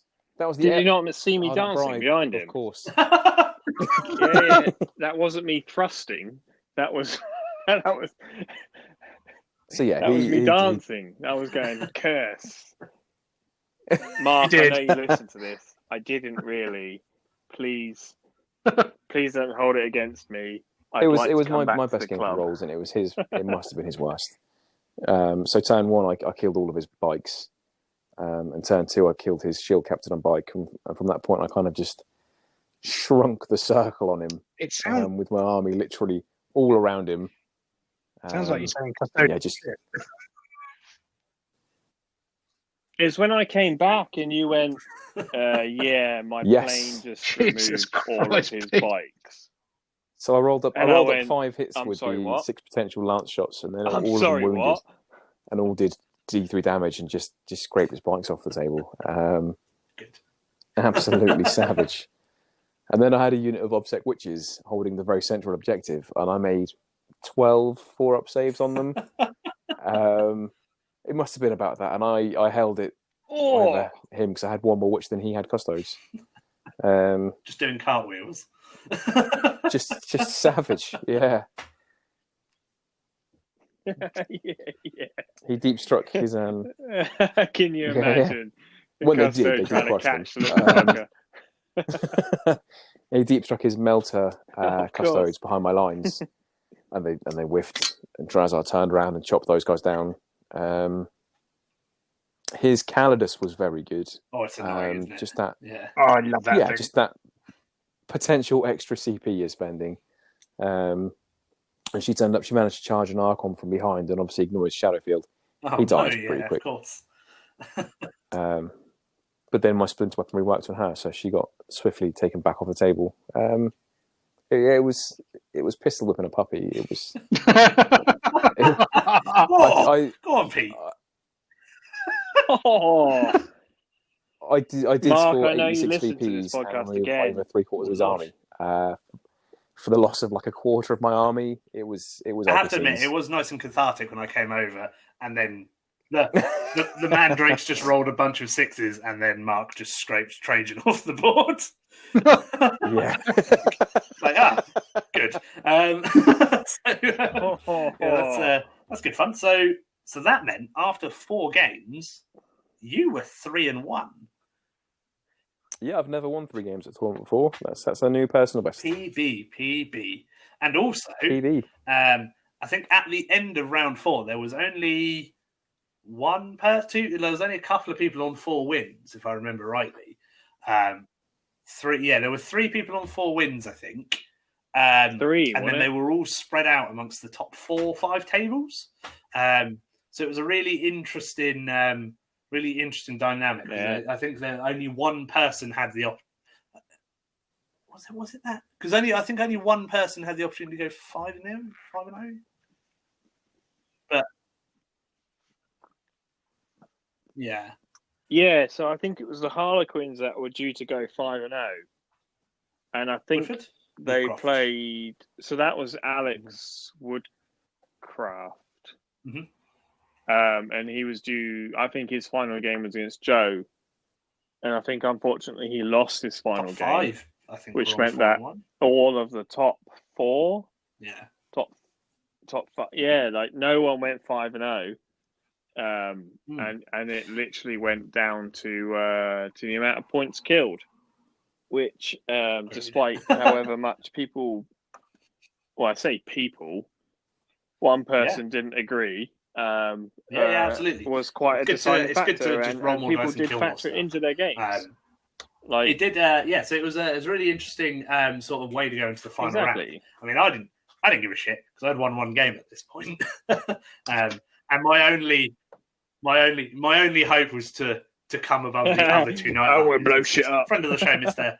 Alan Franks, lovely Chaos Knight armies, and James, who had played previously. So I felt fairly confident. I was like, if I can avoid that Imperial Fist army in the last round, get a win, I should be okay. So in round 5, I played other friend of the show, Mr. James McLennan. So our lovely friend Jim and his amazing Astra Militarum army. He doesn't do a lot of social media with it, but it is all fully converted out of Mechanicus bits, Necromunda bits, all of the Forge World brass etchings in the world. They're all on like resin bases, and it is I think this is like Mining World Guard Regiment. They've all got like auto all guns. his tanks are based on like the Carnodons and stuff, aren't they? They're just gorgeous. Yeah. The army is just an outstanding like looking army, and it's just the amount of effort that's gone into all those tiny brass eagles. My goodness, that's for starters, and just all of the permutations all of those guardsmen have gone through to get to the point where he's like, yeah, this is what I want them to look like. They've all got big, cool Mechanicus helmets. They've all got little jackets and like scarves and things, and the army's beautiful. His mortar teams are based on Cataphren breaches, so they're little tracks, then with quad launchers on for the mortars. and then they've got a little guy controlling them.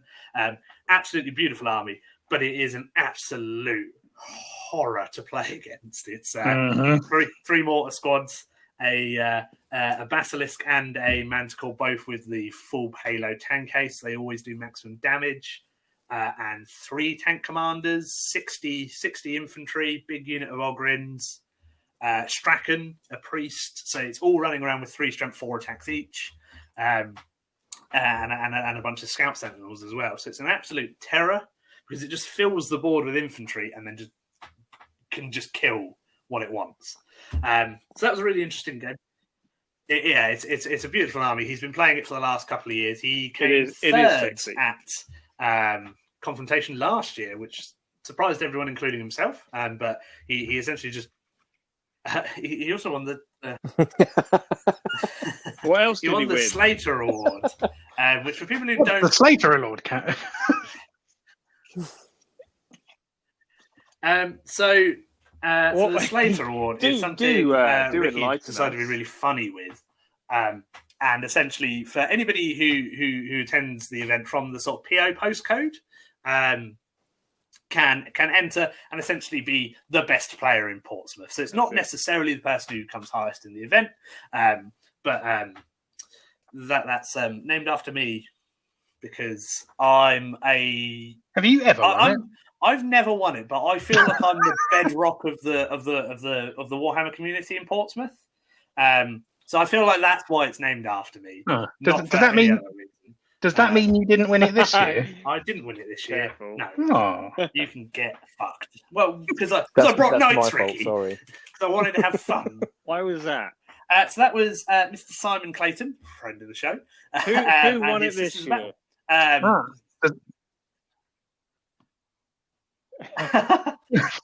because he's that does show, officially mean really that Simon is better than you at everything now.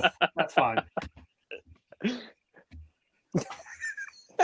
So, out of the 5 confrontations, 4 of them have now been won from people within our gaming group, and not one of them is me.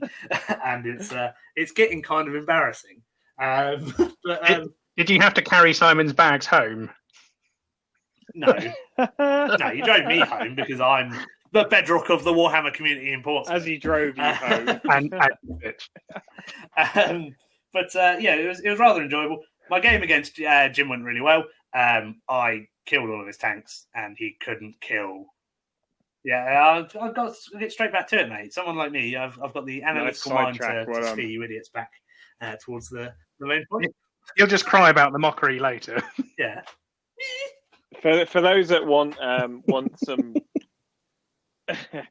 For those that want some more bits on Jim's army, I'm sure I can hook him up with some images and stuff. There will be, because it is a really stunning guard army. Yeah, once it gets 100% finished, it's going to win awards. And shove it up on our Instagram.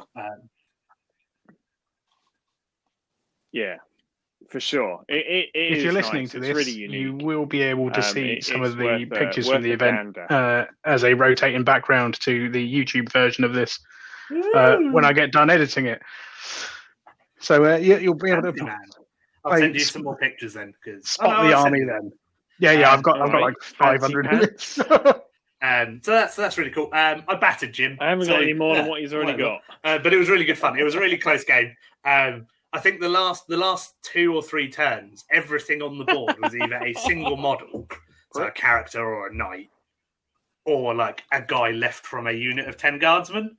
So there was just all of these little guys running around, jumping on objectives that I was like having to stamp out with my preceptor and warglaives that were left. But it was a really enjoyable game. It was a lovely way to finish off the weekend.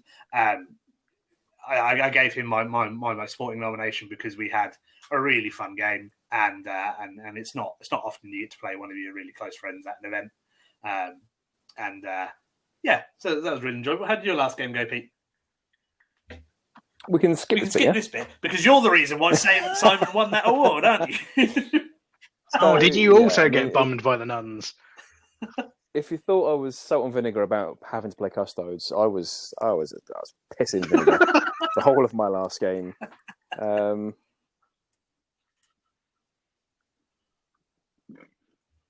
You'd think Custos thought would so. have better, It's that voodoo dance better Ricky. faith. Really. So yeah, Simon's got a very, very nice sisters army. He's done a really good job of it.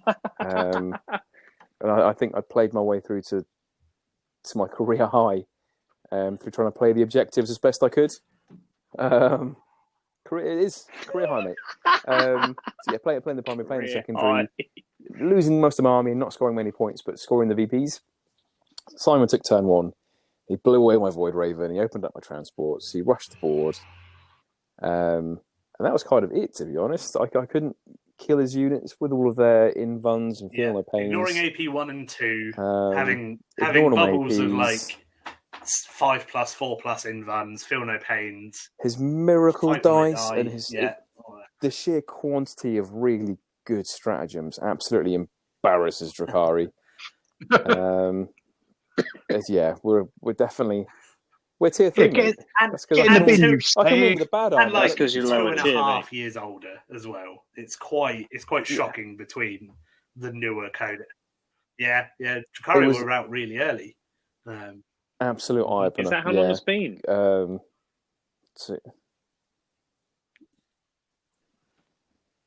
You're not quite as hardcore as their Syrian. Not banshees. So are you? They're not lower tier, are they? Yeah, that's fine. I can play with a bad army, and I can. Because otherwise, you'd be mid-tier. And you can wound things.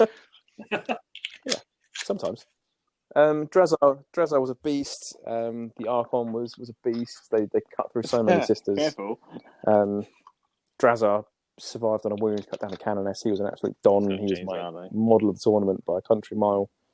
But ultimately, I couldn't score the VPs. So yeah, I lost to Simon, which made him the Slater. And I am sorry, Callum. It's all right.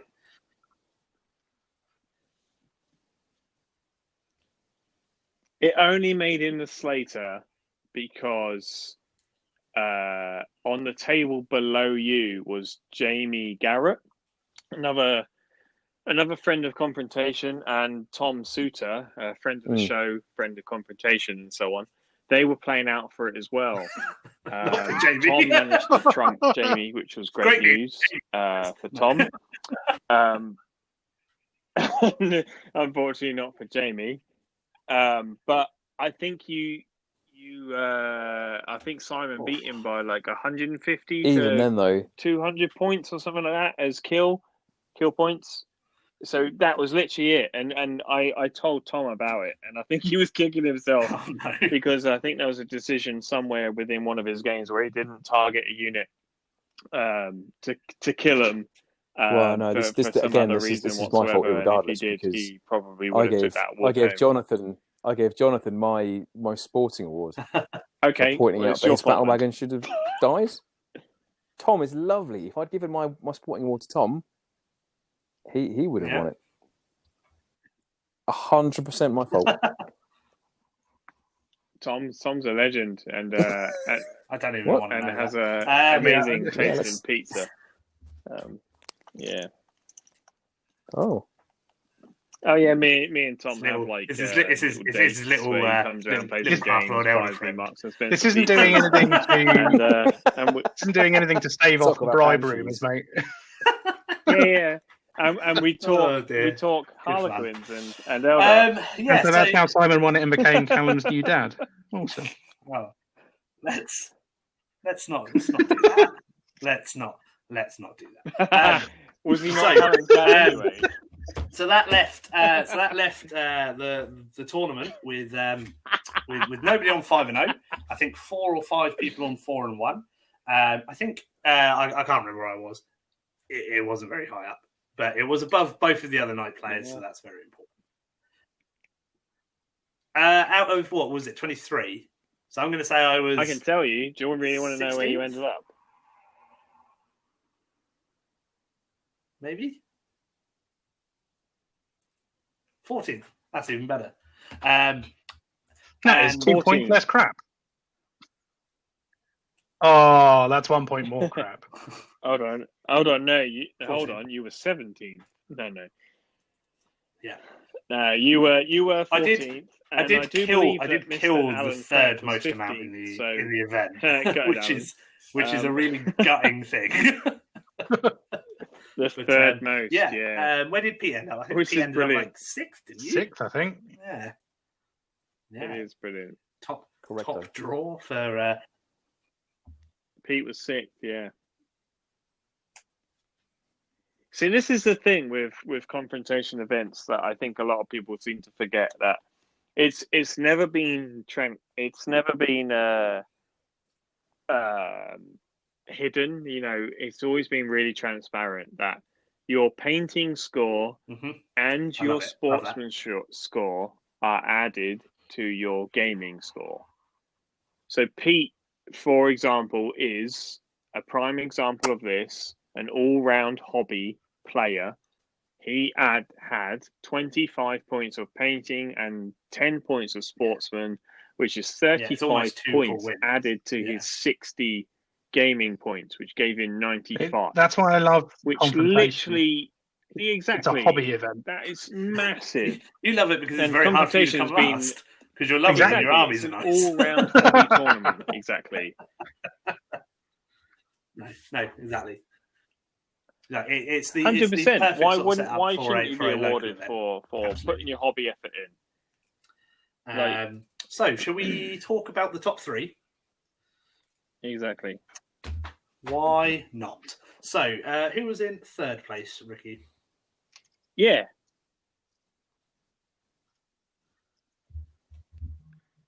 Third was Alex Woodcraft, and only from a personal point of view, he came third, and I wish he came first because he was running a pure Harlequins list. I say pure Harlequins list.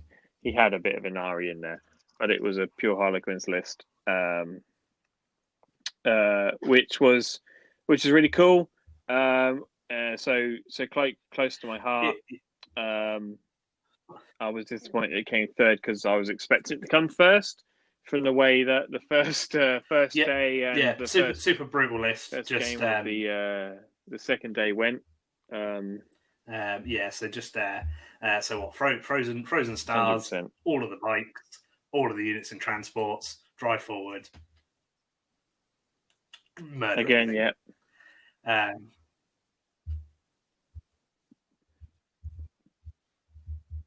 Pretty much. He played it very similar to how I play Harlequins. Well, from what I saw anyway, obviously I wasn't watching over the games. It was wave basis, so the bikes smash in, do what they need to do. The opposing army counters those bikes, generally always struggles to counter those bikes, lose a good ton of models in the meantime while they're battering through those bikes, and then the Harlequins come in with their finishing blow, which is generally all of their infantry just start pouring out of transports, which however much people love the bikes and so on, they are good, but they are not as good as the infantry really are at amount of sheer volume in Frozen of Stars, smacking that when they they're can getting do. an additional attack each. Those small units can just absolutely just shoo you in. So that's So that's a top tier army at number 3.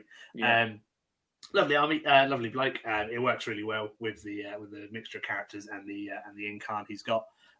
So that's really good when you've got lots of units of Harlequins dying. It can teleport around the board and then punch stuff where it needs to, which is really cool.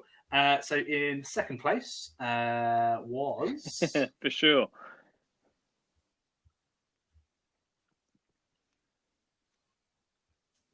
Mr. Joe Malum with his Drukari. So obviously, as we pointed out, what we classed from the word go a lower tier army, which is quite interesting that obviously in this event that we've had 2 Drukari armies. Paulie Wallace was in fact, there's 3 Drukari armies that had come in the top 10, top 7. Yeah, beg your pardon.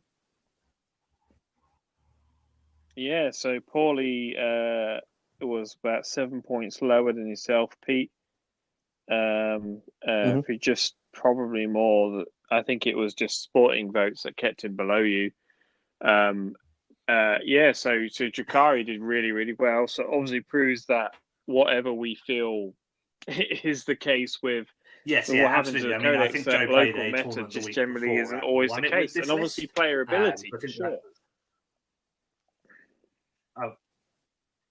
oh, it's Deathwatch. Oh, okay. I think his buddy yeah, Mike really won good it with list. his Sort of, with his this Death is a Watch. perfect example of you can play something that's slightly left field of what you would normally see for a faction, and as long as you're carrying the right units to leverage your special rules. Yeah. I mean, he's got like 20 flamers in the army that all get +1 to wound and +1 damage.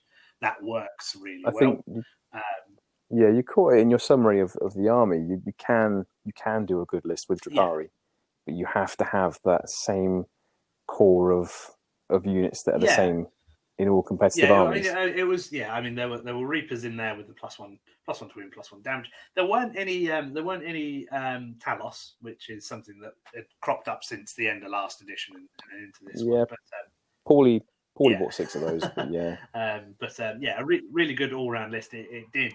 It's a perfect example of he knew what secondary he was going to take in every mission, and the army is designed to play that, get those 40 to 45 points, and then it's all really quick and it can batter you. So it's really good at taking the primaries. So he did really well. Absolutely. So number 1, then, what did we have, Ricky?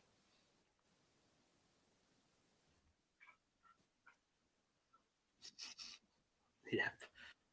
We had what we unfortunately missed out of our top tier list was Adeptus Mechanicus. A friend of Confrontation. He's been coming for the past 2-3 years now. Old, yeah, I think it's about that. Is Wayne Envis? He's a wonderful guy. I got a lot of time to have a chat with Wayne. He's a gentleman. He's a great player. And yeah, he just brings. I never feel that he brings armies that are, your net listers or this, that, and the other, but he just brings an army that he thinks is pretty cool. I mean, this he brings it to an event. He plays it well. He always knows it well, so. Unfortunately, this list is absolutely filth. Yeah. It's pretty much all Catapon breaches, isn't it? With their arc rifles. Is the Scorpius disintegrators? 3 of those. So what are we talking? We're talking. 2 Catapon breaches, 4 units of those. Disintegrators, 3 units of those. Which are just great. And then he had some sulfur hounds, didn't he? 3 units of the Raiders, and then a unit of the deep striking sterilizers. Cerberus Raiders, 3 units of those. Yeah, it's across the board. All of the characters. This is everything that is good about Admech right now. To that big wedge of vehicles and cataphrons, and then you point them in the direction of a thing, and they die. No, absolutely not. No, I mean, filth is. Is it Wayne's fault? It's filth. Or is it just the fact that it's Admech right now? It's a very good list. Yeah, it's a strong list, and he clearly played it very well because he played all of the top players all weekend. Again, did drop a game, did go 4-1. So it was kind of close in battle points. From first to like 5th, and then Pete was. I mean, if Pete had won his last game, Pete would have taken the event with the amount of sportsmanship and painting marks that he got. So that's how close the game is. Someone who ended up in 6th really could have taken the event and would have done it by quite some margin. So that was really nice to see, because normally you can see someone running away with it, and then sometimes even in that instance, if they lose their last game, they've already accrued so many points that they've that they're still gonna win it, or they're gonna come second or something. Wayne's army, it looks great on the table because it's just this sea of robots. There's all of the cavalry, there's all of the tanks, there's the planes, and then the guys dropping in, and all of the characters. It's a really cool looking army. I think he used a custom Forge World, which was nice to see. It wasn't just Mars trying to leverage that +1 strength. So really, yeah. And to be fair, his only loss of the day was against Harlequins. Well, you which I can see is a big struggle with absolutely. Admech. You lose those vehicles just because they're just so in your face and they just stop you from doing everything that you're able to do. Combat, they're stuck there. They can't really retreat and do anything. They're sort of stuck in those combats, fighting stuff that's much better than them if they're not just instantly dying. So a really good event. Pete has unfortunately had to shoot off. He's got a relatively new baby, so I think he's gone off to look after her. Well done to Pete. So winning. So coming sixth overall with his 3 wins, which was great. Winning Judge's Choice for Best Army, and also he got the by and far the most best sporting votes as well, which is really nice. For him, very proud of Pete. He's only been coming to tournaments really for the last couple of years. Only really comes to like 1 or 2 a year with us. I'm really proud that he did really well. Come home with a load of awards and won a bunch of games. So it's nice to see a prodigy doing well. Thanks very much for sticking with us this week, guys.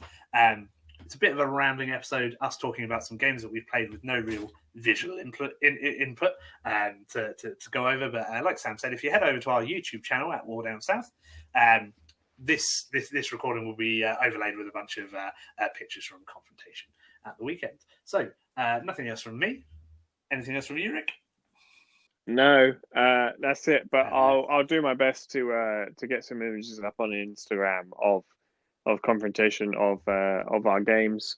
So the armies that were involved with between Pete and Callum that I have, and I'll do my best to get them up relatively soon. So so thanks very much for everybody listening about out there from the US to Singapore. Feel free to get in contact and post any questions on our Twitter or Instagram. Thanks very much. See you again soon.